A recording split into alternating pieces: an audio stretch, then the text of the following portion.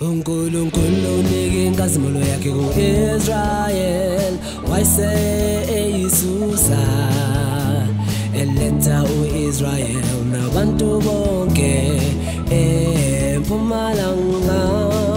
uNkulunkulu sebaholele bonke kuKhanyeni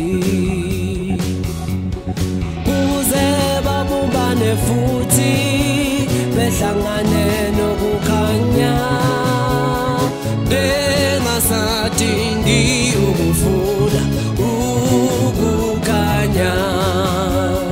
Kuzovumela bonke abafunayo babone ukukhanya, futhi nenkazimulo abanayo wa-Israel babone sedlange fuwele mhlophe phakathi kwabantu. Babona amava amhlophe, babona izigxeke zezithelo, babona uJehova uNkulunkulu, uNkulunkulu ka-Israel.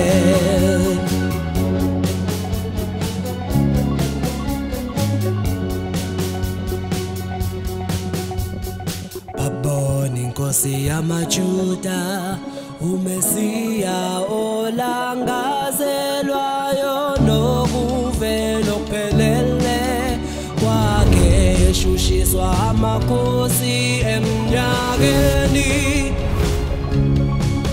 uNkulunkulu uzokwenza umsebenzi womhlaba, enze imisebenzi emikhulu, eveza yonke inkazimulo yakhe kumuntu ezinsukwini zokugcina.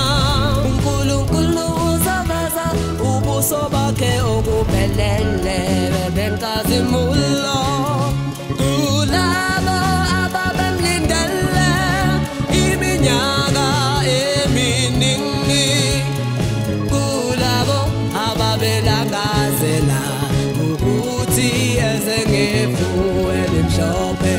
Ku-Israyeli obekade elangazelela ukuthi avele futhi kuso sonke isintu esishushisa uNkulunkulu, kuze bonke bazi ukuthi uNkulunkulu kade ayithatha inkazimulo yakhe wayiletha eMpumalanga, ayikho eJudiya, ngoba izinsuku zokugcina sezifikile.